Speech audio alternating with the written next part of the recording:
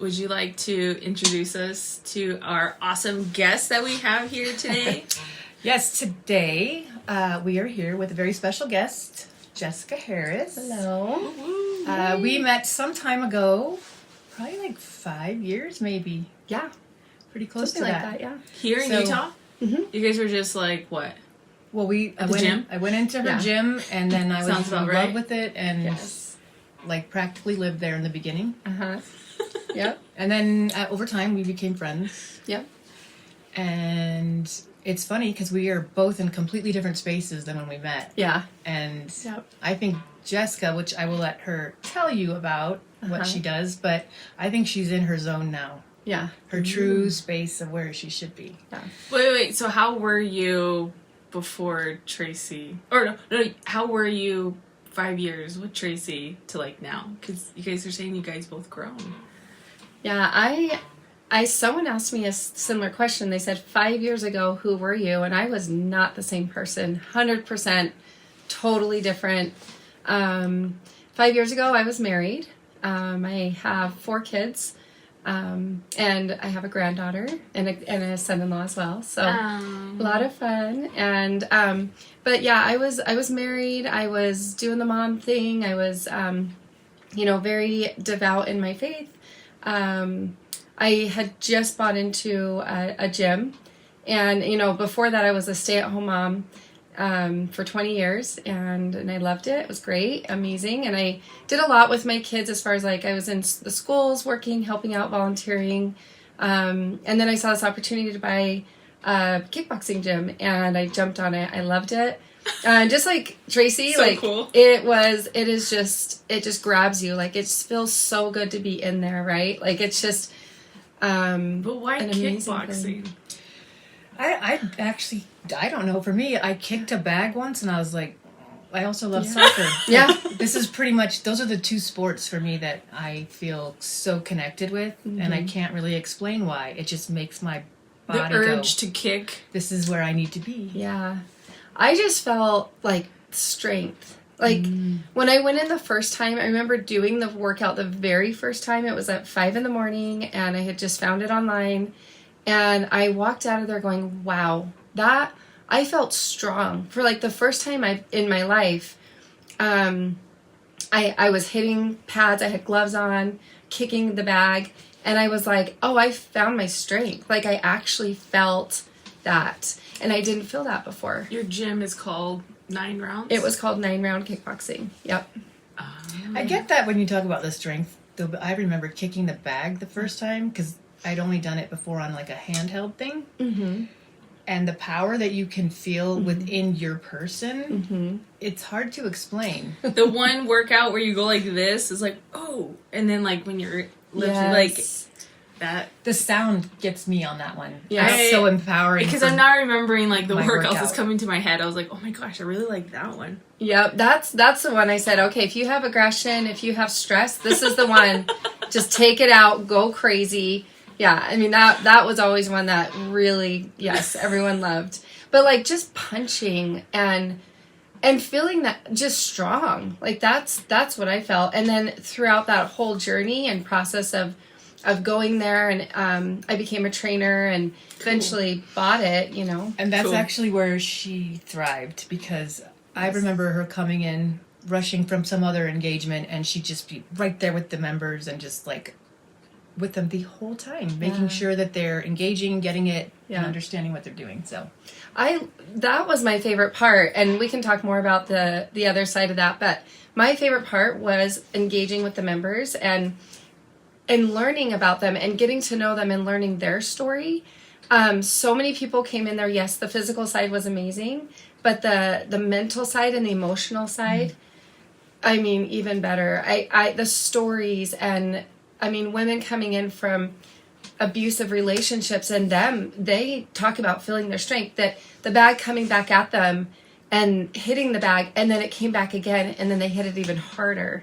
And that's where they were just like, okay, I'm strong. Like, that's where they would realize they have more in them than what they thought. So I heard that a lot. I had people come in, and men and women just like come in and say, this just fills me. This just makes me feel like I want to keep going. This is what keeps me going. And so there was that part of it. The community, which Tracy and I know. Which you generated. You must take credit for that. You did. That was a focus of mine, and that is the 100% what I miss the most is the community. Yeah. Yeah. So, not to get totally off, but I was telling the owner of the HitFit that what community you built was like nothing I'd ever experienced. I compared it to Cheers. Yes. Minus the alcohol. That's right, yeah. So you like the TV series? Yes. You just walk into the space and you felt like you were part of it. It was like that for pretty much everyone. Yeah. I love that. We knew awesome. everyone's name. Cheers, what was the slogan? Where everyone knows your name? Yep. That was 9 Round. Like, Tracy walked in and we're like, Tracy! Or Dallas. Like, we just, like, from across the gym. Like, I'd be back there holding pads and I'd see Tracy walk in.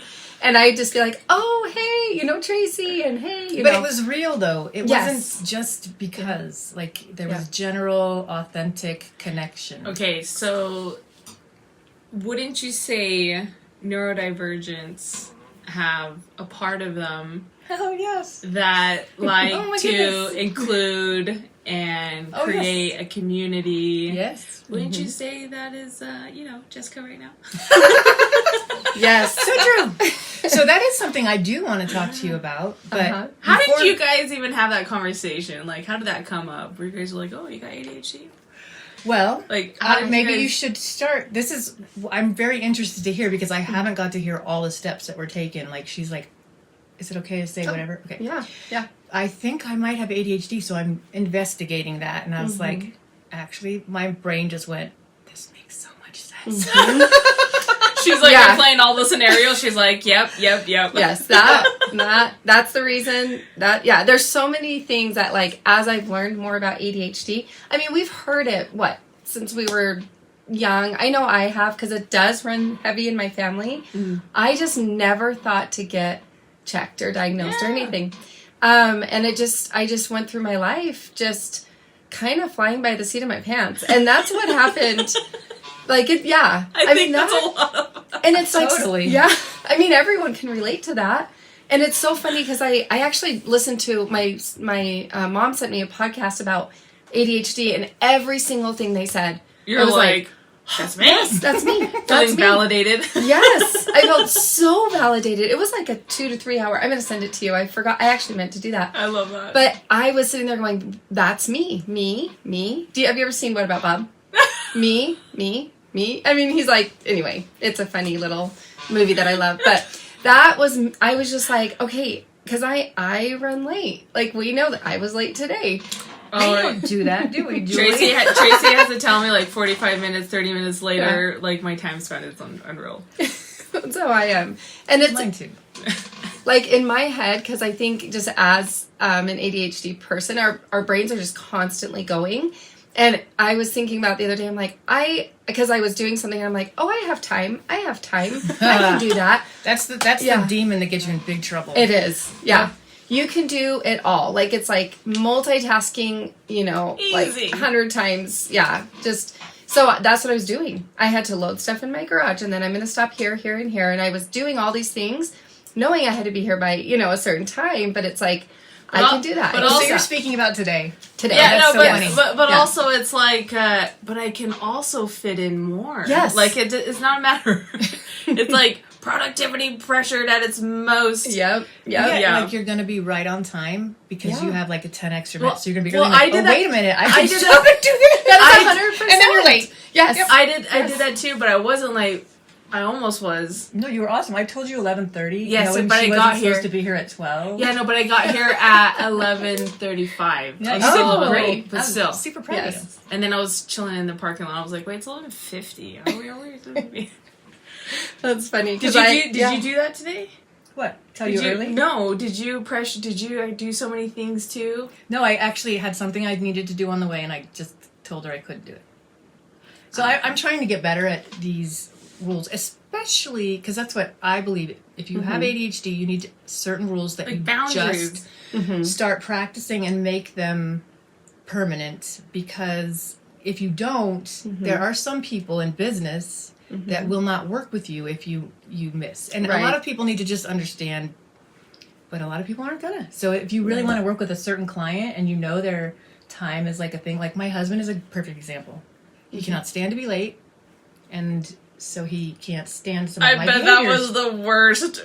Yeah. When we traveled. Oh my gosh. We're not going to talk about that on here. Oh, no.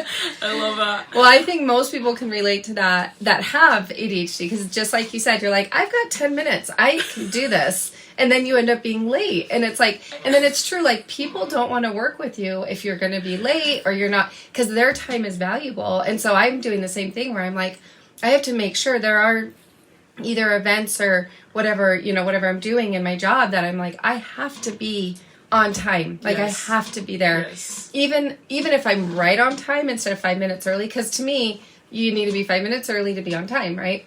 But even if I get there right at the time, I'm like, yes, okay, I made it. It's okay. It's progress. Progress, yeah. And you do need to celebrate the wins, because I still, like, sometimes I'm off, and then sometimes I'm really So your mom sent you a podcast. Now you're listening to this podcast. How long ago was that? Only like a few weeks ago. What? Yeah. Are you kidding me? Yeah. I mean, I had like kind of researched it, but I was like, this is hitting so many places right now. So no, any medication? No, I'm assuming no medication or yay medication for... So right now, I haven't had any for a little while, but I was on Vyvanse for a while. Vyvanse. I do like Vyvanse. I hated it. Did so you? it depends on the brain. It's true. Yeah. Because I did not like, is it Adderall?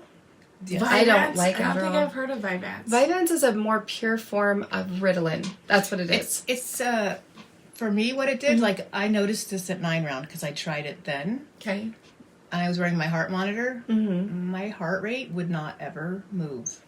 Like, was it high or down? Super low. You were low? Yeah, I was like a zombie, too. I did not That's like what it. Yeah, it can do that for sure. Okay, Yeah, I didn't love that. Yeah. I'm nervous. Yeah. I don't want to try it. Don't. Okay, well, I'm like, She's I'm not nervous. medicated, so I don't know. marvel at I don't her. know for how long though. I remember when I still travel with my ADHD medication. I always have it with me. It's in my bag. It's in my bag. Yeah. I don't know why. Is it like Because my pacifier? Well, Is it like if you're my... in business and there's things, sometimes, I don't know, sometimes I need it, and some days I don't. Yep. And a lot of Yeah. times I can't tell, and I'm getting to the point where I'm trying to really, really work on my gut health, because that's where, like, a lot of your things are created. Like, your serotonin, it's in the gut first. Yeah. So there's so much to it. Your food, the environment, your sleep, your exercise regimen, which both of you are really good at exercise, and I'm sure you notice the difference when you don't. Yes. Yep. For me, it crushes my everything. Me too. Especially if I don't do the balance work with my core, and then I end up with the cuts and the bruises and the, how's my hand bleeding? I don't know. Because the brain-body disconnect. Oh, okay. So now, looking back and learning more about how there's different ways of showing your life with someone who has ADHD, now you're like seeing, yeah, that's where I am. My question to you is, how did that, now looking back in your life, like, can you recall points and you're like, yeah, that, I didn't realize it then, but yeah, now I look back, I'm like, yeah, that was definitely my ADHD. Yes. Yeah, so as a child, for sure. So I wasn't a straight A student. I was like a B, C student, occasional A. Yeah. Yeah. You raise your hand like, I'm yeah. like, me. Yep. And it was so hard for me to focus. It was so hard. Like, I'd have to reread things, or like I'd listen to the teacher, but then I'm like, wait, what did she just say? Like, it just, yes. Like, it did not It compute. is that. Yeah. And it just was something I didn't really realize at the time, obviously, as a kid. And so I went through life that way, and I knew that if I realize that now, even as I didn't recognize it as much as just a stay-at-home mom and doing, like, I was busy. When you're a mom, you are cleaning or cooking or at the school, and you're just doing stuff.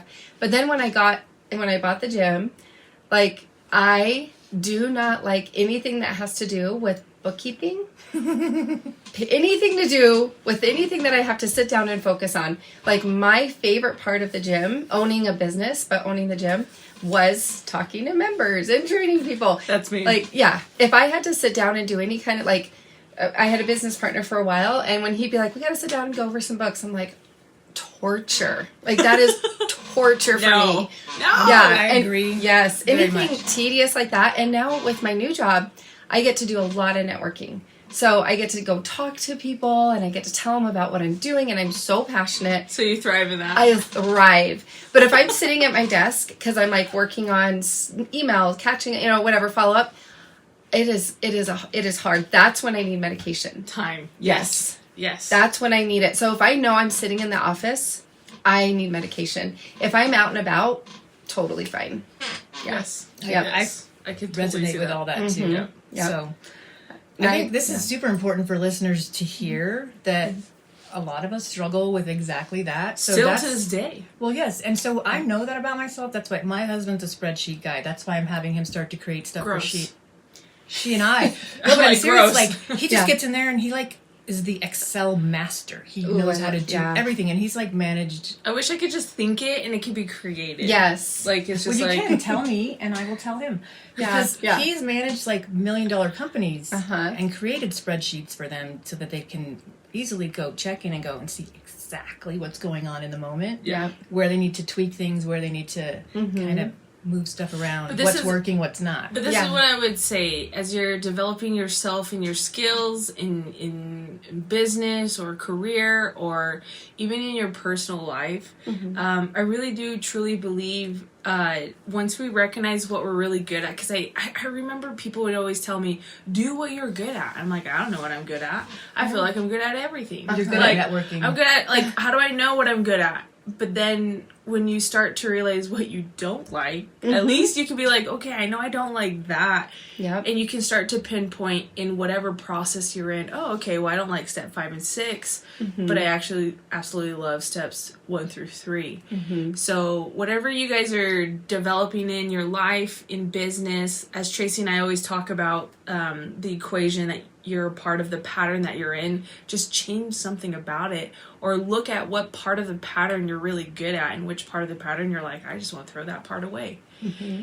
That is where community is going to support you in the next evolvement as we're neurodivergents, because as neurodivergents we can't do it alone. Yeah, I agree. We can't. We I have always to tried. have someone. She always tried. I've and tried. Came to the point where like I can only grow so I think far. we kind of get stubborn. Oh, 100%. I think we develop stubbornness, and then until we realize that we're like, okay, actually, we need people. I don't know. Do you feel like people put you in a box? Did you ever create like, I don't know what type of dialogue you created in your life before realizing you have ADHD? Did you like ever your notice? self-talk is what she's talking about. Yeah, so as a mom, the absolute favorite thing, I loved everything with my kids, and I loved being creative with them, and as I was, raising my kids, I always thought, I feel like I have more to do in this world. Like that really was in my mind, because I always wanted to create something bigger. Like I always was excited.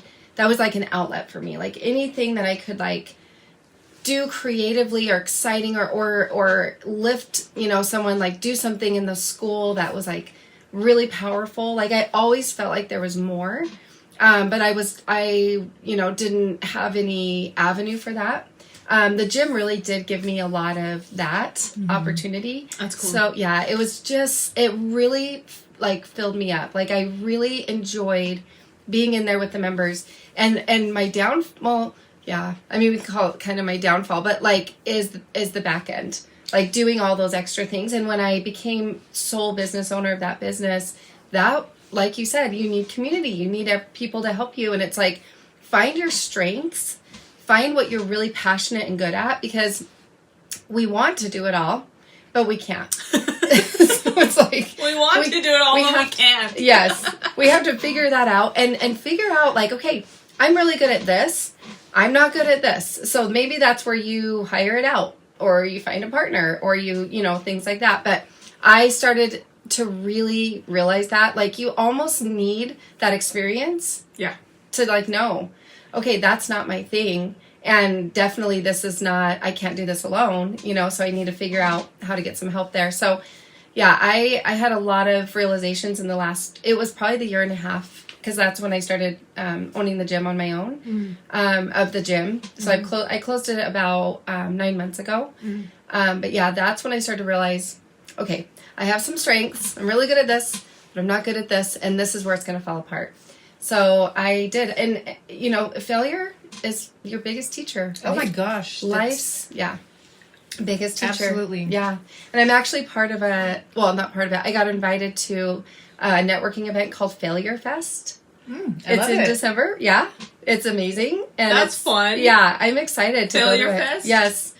And I do love it because I literally have my vision board next to my bed, and I was telling my son this because he's going through the entrepreneurship thing, and I'm like, promise you, every day isn't great.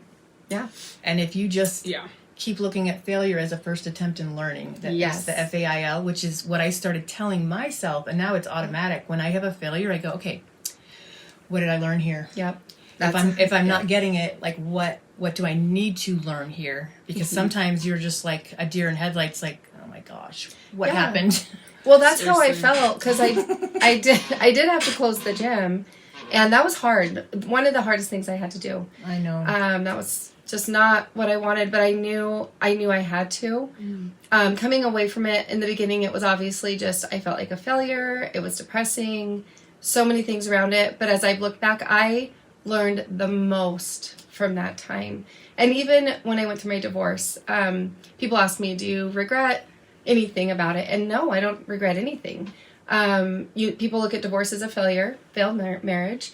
And yeah, it is. But at the same time, like... Which is interesting. It's also a first attempt in learning, because I've been divorced and remarried. Yes. And I would say I failed my first, but I learned. I learned what I didn't want, what I did want. And now I've been married 20 years. So I like to tell that to people who've been divorced, because I'm like, for a while you start being like, is there going to be another someone? Am I going to make that connection? And if that's what you want, it seems devastating to consider, but you just keep working on you. Yeah. Oh, I learned a lot from my first 23 years of marriage. I mean, I was married 23 years. 23. Yeah. That's longer than I've been married now. Yeah. Wow. Yeah. Wow. I mean, I got married at 20 years old. So, yeah. And all my kids I had them really early. And so it's great. And I obviously don't regret that at all. And I absolutely love that I have my kids. But going through a 23-year-long marriage, you learn a lot about yourself, a lot about a relationship. I mean, there's so many things coming out of that. You can look at it as a failure and depressing and sad, but I look at it as I learned, like, that was my greatest teacher. And then losing the gym, another huge learned life lesson for me. And yeah, you have your moments of, you know, feeling like a failure or depression, whatever, sadness. But if you can really take it and turn it around, be like, okay, what did I learn from this, and how am I going to use this to better myself in the future, or to make it whatever I do next even better? And so that's how I look at those two big life changes. This is how I see it. How I see it is Jessica's taking 2 steps back to take 3 steps forward. Yeah, that's a good way. I am excited. Seriously, you're in that stage, and now I'm like, ooh, I now need to follow along your story, because that means you can't give up. No. That means you can't give up. No, yeah. I didn't want to cut That's you off. the only way you actually fail, is if you stop trying. Just get up. You can feel the feelings. Just that's go through what it. it was. Just feel it. Just feel it. It's that nervous system of yours that's getting uncomfortable. Just feel it. Yeah. I think I am in one right now, and I'm literally just sitting through it, and I'm like, can this please go by? But it's all good. Yeah. It is all good. Yeah. But that's what I feel like. That's what Jessica's at. She's like, okay, there's these things that are going in her life, these events. Yeah, we could look at it as like 2 steps back. But, dude, she's still moving forward. Which means she's 2 steps forward or 3 steps forward. I'm going to be like, oh my gosh, what's like that flower? I got to remember the name of it. But there's this flower that when it... Oh, like when it blooms, it hurts? No, it opens and then it closes. and then it opens a little bit more, and then it closes. Like in And order for it to does fully this. bloom, like it has to. That's pulse. that's my journey. I'm like, Oh, flower, oops, no, come back. Self-doubt, whatever comes in, and I gotta work your through that. your old self, whatever Yes. society, Oh, that's people. cool. That does come Yeah. back in, our old Yeah. self. Yep. And then you need to have the more improved self-talk that you've been working on. Yeah, coming you out. had to shed a whole part of you. Yep, I did. Yeah. I mean, going from where I was 5 years ago, like you asked in the beginning, to now, and going through divorce, failed business, to where I'm at now, I'm, like I said, completely different person. I feel like I have learned a lot. I've become somebody that I knew I could be. Cool. I get a little bit emotional with that, but Good. gosh. Yeah. It's good. You Yes. went into her. Oh yeah, I knew there was more, and I wanted to do more in the world. I mean, we all want to make an impact, right? We all want to leave like a legacy of some sort. And what I'm doing right now, I feel like everything I've been through sorry, has led me to where I am right now. Sorry. Heck yeah. And even just being strong for my kids, showing them that like we fall down, right? But we get back up and we keep going, and we get stronger from it, and we learn a lot from it, and we can even be better than we were.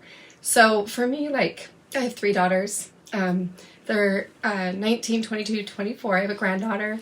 And I have a son, and of course my awesome son-in-law. And so just showing my kids, like, we can have these failures in life, but we are going to keep moving forward. We're not going to stop.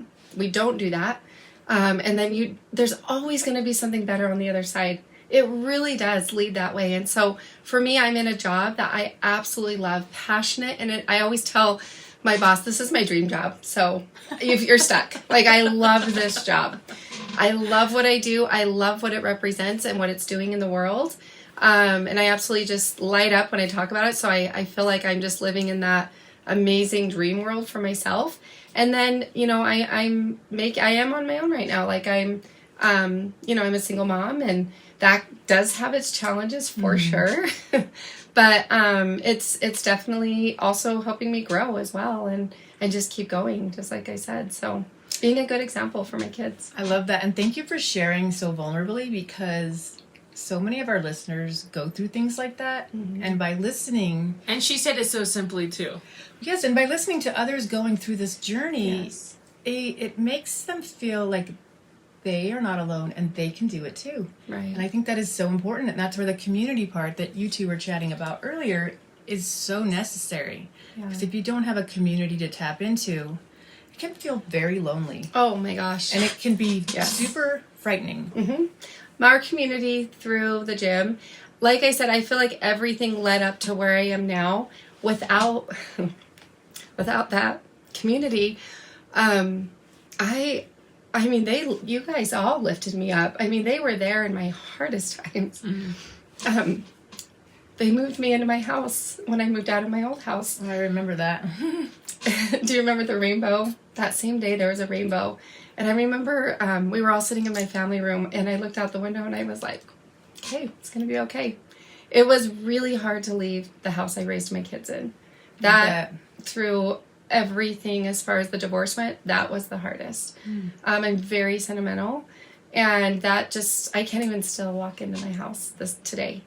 My old house. My ex still lives there, and my son will be like, come help me with this or whatever. And I'm like, I just have a really hard time because I have memories in there, But I remember moving into that new house. I'm still in the same house. It's been 3 years. And looking out the window, seeing the rainbow, and having this community around me that everyone came. I mean, I have trainers and members and all the friends I made there, they just came together and was like, let's get you moved in and let's help you get your new life started. And so community really, truly, I mean, we need it. We need community. Absolutely. And that is what lifted me up during the hardest times, for sure.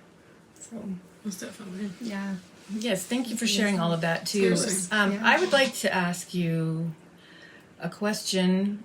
It's kind of like a loaded question, so you can go wherever you want with it. But So as you started to realize maybe my brain works a little bit differently than I'm going to say neurotypical. Okay. So someone who doesn't have ADHD, autism, dyslexia, none of those things. Mm-hmm. what are some of the tools that you started implementing to make these situations different? And maybe are you still struggling with any?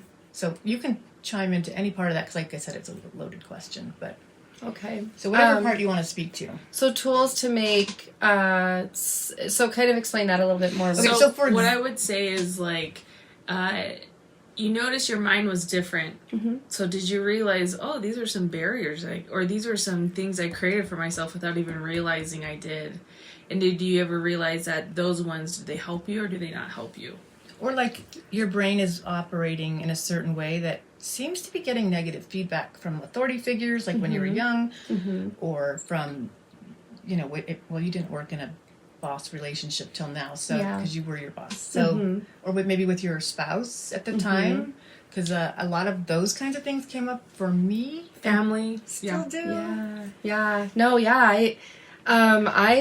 being scattered-brained was definitely a problem.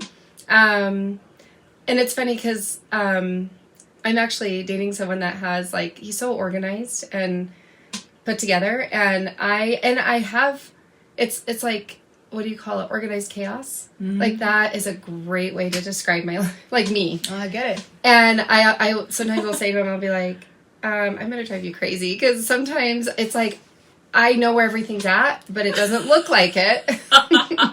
Or, okay, when I cook, I am a messy cook, but I always clean it up, and it always looks nice at the end, but it's everywhere, So, like, my ex was like, it drove him nuts. Like, that drove him crazy. Like, do you leave the cabinets open? Yes. Do you leave the fridge open? I was just going to say that. It drives everybody crazy. I'm like, oh yeah, the fridge is still open. I'm all, well, if you see it, then close it for me then. Why are you complaining? Just close it. Well, he got frustrated because I'd leave all the I was just about to say, I left all the cabinets open, and he'd like, I still do it. Like, close them all. And I'm like, that's just how I work. Like, I just work that way. You're just in flow. So you like, are. grab You the are stuff, flow. put it in. Yes. Grab the stuff, put it in. You're getting all the right things in place, right? Yeah. Come on. It's coming together and it looks pretty. Exactly. And right there, but like if you look around it, it doesn't look so pretty.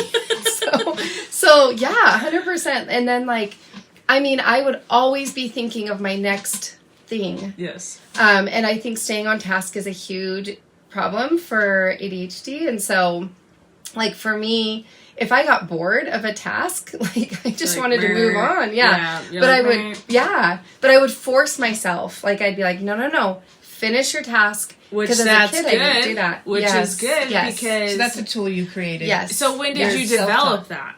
When did you develop that? That was that like because you had kids? You're like, okay, I gotta complete this. Yeah, I mean, with kids, for sure. I mean, whatever it was, I did a lot of stuff in the school, and if it wasn't my favorite thing, it's like, okay, you got to do some of the stuff that's boring to get to the good stuff. So I started kind of there. I remember like working with the kids on their homework or science projects. Not my favorite thing, but I knew like there was other great things I could do from there, So developing that tool for sure. Procrastination is huge with me, and I'm trying to get better at that. So it's like, okay, sitting down and being like, okay, don't wait till the last minute. So in school, I did that a lot. And some of my best work came from that. Yeah.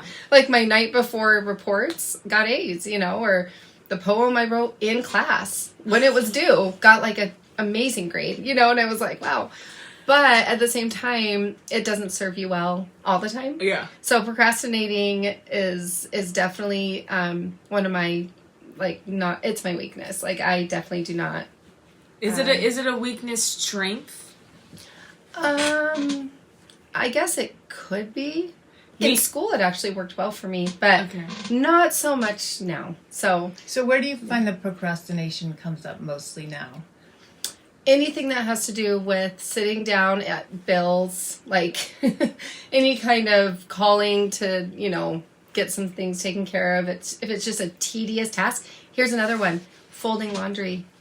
I think that is one of the worst things to do. I can do so if I'm cleaning a kitchen, like that is way better to me than sitting down and having to fold laundry. So I these are the things I agree with you on all of those. But with laundry, having 5 kids when I was at home, this was my rule. The dryer's done, you fold it. You do not leave it sit there. You do not set it in a pile. And it took me a long time, but now it is still, like, I will fold other people's laundry. Oh, I wow. just, it's like an obsession almost. Okay. So I created this hardcore rule. Same with mail. Mail comes out of the mailbox. You open every single piece right now. Otherwise, I'd have a tub this deep that I'd have to go through, and that would take the entire day. Yep. Oh my god. And then I put my shred, I rip it in half. That goes in that pile. Have to deal with in this pile. That's great. Yeah. And I haven't gotten to. you just pick one thing and work Yeah. on it because it's a lot to Yes. change. Yes. But rules, like silly rules like that, actually are super effective and helpful. And some people, like, it's probably just their habit is just open the mail, do it. But for me, it's almost like I have to be so intentional. Like, I'm going to the mailbox. I mean, I actually am not great at the mail thing. Mail will pile up, and then it takes me time to go through it. So when you say that, I'm like, yeah, that's 100%. But with folding laundry, yeah, same thing. Like, okay, if I put it on my bed, it's gonna stay there. So it's like, get it done. And yeah, I'm still guilty of that too. Well, I still have But I'm folded getting laundry piles, but they're folded. Yeah, yeah. And it's just I like, started with part, right? it's like to get more done is to me better than to like sit and do one task. So if I'm allowed to do, like I said, cleaning the kitchen, I can do so much more and make it look like there's so much more that I did. Like I feel more accomplished than just That's sitting the there. little dopamine that you get out of that. Yes. And that's why that feeling of accomplishment gives you like a little zing. Yep, 100%. But I bet when you do complete the one that you absolutely don't want to do, Yes. I bet you're like, oh, Yes. finally. And I feel so good. And then I think, why did I put it off for so long? Oh, story of our life. It was so easy. I just had to do this. Yeah. Well, it's Yeah. this thing up here. Sometimes it derails like Yeah. Do logical you ever thinking. ever get into a paralysis state? Like, because I feel overwhelmed. I've definitely had that. Yeah. When I was going through closing the gym, that was a lot. Trying to decide to close the gym there was a lot of just, I didn't know what to do, so I did nothing. And it got worse. And so, yeah, it just, because I couldn't make a decision either way. And I just didn't want to, like, you just feel like it's too much and you want to check out. And so I did have moments like that for sure. Yeah. Yeah. Yeah. Yeah, it's a real one. It's a real one. Yep. So, Yes, so how do you get out of it? How do you get out of it? I think it takes a lot of mental strength to get out of it. Yeah. I mean, I had times when I didn't want to get out of bed to go and deal with what I had to deal with. You know, I had to talk. I mean, it was a lot of self-talk. Again, community played a huge part. So same thing when I was closing the gym, I had a lot of great support, understanding, people to talk to. And that really helped me get out of that. Just trying to feel, and yeah, you want to feel validation that this is the right decision. And and so I did get that. However, I also knew it was going to be a huge disappointment. Like if I know I'm disappointing people, that is a very hard emotion for me, for me to feel like I know I disappointed. I know there's a lot of people that were disappointed that I closed. But at the time, like after going through all the, should I, shouldn't I, feeling all of that, I knew it had to happen. So, but yeah. I'm proud of you for making a choice that was good for you. Yeah. Yes. In even though all that was around it, because I think that is really, really hard. Yeah. But that shows growth and some self-love for Jessica, which 100%. is beautiful. Yeah. And you should be so proud of yourself for that. I appreciate you saying that. That was a tough one because I think also, and as women or moms or whatever, like we always want to put others first, and we always want to, like I did not want to disappoint, and I wanted to keep that community going because I knew it was doing so much good. So it was super hard, but I did sit down and think, okay, I do have to focus on what is best for me right now and my family. And that really was a decision maker. Like that's what it was. I mean, it was like I had this amazing job I was, able to have, which was in the nonprofit. And then with the gym, it was serving some amazing purposes in my life and fulfillment, but also it was draining me emotionally, financially, there were so many parts there that I just could not keep up with. So when you weigh those, like, you know, I've got this job and then taking away from my other job that I knew, like, that's where I was headed. So it's like you had to sit down and weigh those options. But like, I had to make that decision based on all of that. And it was tough. It was hard still. I wanted to figure it out, but I just knew it was a decision I had to make, and I did. I just had to do it. And things fell into place where I almost felt like, okay, this needs to happen now, because it fell into place where I could get out of the lease, and you know, all the things just happened. And it's almost like you feel like a whirlwind. You're just like, well, what just happened? But it just happened, and it went the way it was supposed to. Just like when I moved out and got my own place, that all happened where I was like, this was meant to be for sure. Where I ended up and everything. So closing the gym, same thing happened there. So a lot of things fell into place, and it just went really fast. I can totally see that. Yeah. I can totally see that. Once that decision was made. Good stuff. Yeah. Learning the trials that we all go through is so empowering. I love listening to other people's stories too, and what I find is really cool, and what I'm noticing in entrepreneurship is the people who have these stories of so much, quote, failure, loss, difficult times, are the ones who are the most successful, not just in money, in who they show up as after they've gone through all these things. And the, what's the word? The amount of, like, not authenticity, but the connection you make with other people and helping them understand themselves, like when you're communicating, because I know you love to talk to people, so you bring your journey into those conversations, and you make them feel so seen. Does that make sense? Yeah. I've watched this girl do it. She's a fireball. I've never seen anything like it. I thought Can't I stop. was the big connector, but Yeah. man, she's crazy good. Well, Yeah. guys, And it's the all thing- out of love. It really Yeah. is. It is. Yeah.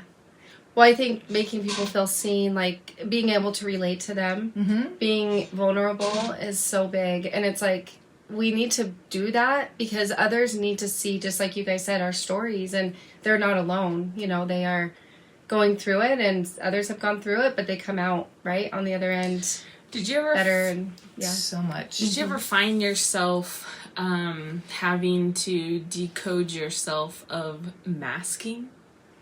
Ooh. Yeah. I'm really good at hiding a lot of emotion. I'm really good at it. I think in the last probably few years, I've been able to be more authentic. Like I'm definitely living in that authentic way that I know that I always wanted to be. And you show up different that way. You show up so different that way. Where before... and it's very attractive.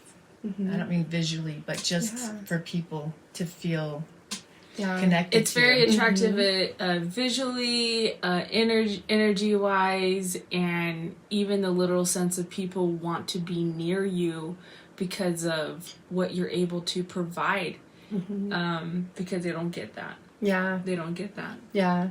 I feel like I held back a lot. I wanted to be someone that I wasn't. And I think coming through all the things I've gone through, I'm definitely more me. I'm me. And that's where I'm living right now. And that's why I feel really just at peace. And that was my whole goal with everything. Just, I need peace. And moving into my own place, and even shutting down the gym, even as hard as that was, peace was always like that word that kept coming back into my mind, was peace. Because there was just so much noise around trying to do it all. I was trying to run a business. I was trying to be a single mom. I was trying to work another job, and I could not create peace. So that word kept coming back, and I just was like, I need to do this so I can have peace, so I can create that also for my kids. So it really, that was something that I really wanted, and I knew that if I was more honest with who I am and what I needed in my life, then that could happen, peace. And so as far as being more authentic, that really plays a huge part in my own peace and then in my home. I think when we're not like true to ourselves, you do feel there's a lot of emotions that come with it. There might be depression or anger, frustration. I still have that. Like when I'm late to things, I'm like, why? Same. I think we all do. How am I late all the time? How? Story of my life. Yeah, and that does come up. But I'm just like, when you can be like, this is who I am, and I'm very happy with who I am. And I think that just creates so much peace. That's the beginning, embracing the self. Yes. And I love that you're doing that. Yeah. 100%. Yep, that's come up a lot for me lately. Just knowing that I'm going to just continue being this person and also being honest to others about who I am while I'm dating. You know, it's like, this is who I am, and that's, you know, take it or leave it. It's fine. Good for you. I love it. Yes. Yeah. So if there was one thing you would really want to shout out to our listeners about their journey embracing their own brains and their lives, what would you say? I mean, you've shared a ton, but just one thing that really sticks out. Yes. What would you share? Oh gosh, there's a lot there. I mean, I think what I would share is don't be afraid. Don't be afraid to pursue your dreams, and don't be afraid to fail. Like, I think inevitably it's going to happen. We all have challenges in our lives. Don't be afraid of them. They're hard. Everyone's challenges are hard. Like, but it's necessary for growth. And I would say don't be afraid of it. Don't avoid it either. I mean, it's like, I would say take the risk, right? Do it. Just do the thing, whatever it is. No, I agree with you. And I think what I could say and add to that is you can pivot if the result isn't what you wanted and adjust it, like with the math equation we always talk about and what you just shared. You just change one little thing and try it again. And then if that doesn't work, try something else. Yeah. Just shift one little part and you're going to get a different result. Yeah. And you can do that. Like, you have that ability, right? You can do that. And so I think a lot of people are afraid. They're afraid to try it. They're afraid to step out. The biggest thing I think that keeps people from experiencing life in general. Yeah. I was terrified of pretty much everything until we finally moved away when I was, 47 or something. Yeah. So how can our listeners find you, and what are your next creations you're going to be doing? Gosh, find me. I work for my nonprofit, not mine, but I work for a nonprofit called Stand for Kind. Stand for Kind. My email's jharris@standforkind.com. And so anyone can reach me there. And as far as anything new going on, I'm just so passionate about getting the word out there about mental health awareness, and that's what Stand for Kind is about. We're nationwide and close to 10,000 schools nationwide, and in the communities as well. So we're working in businesses, first responders, and the communities along with schools, bringing in mental health awareness and tools, resources, things like that.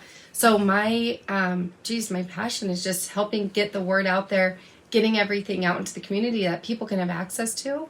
So helping create opportunities to make that happen, to get the word out, and also events that we kind of talked about before that are helping raise money for our first responders or raise money for our schools. And so I'm always very actively involved in those type of events.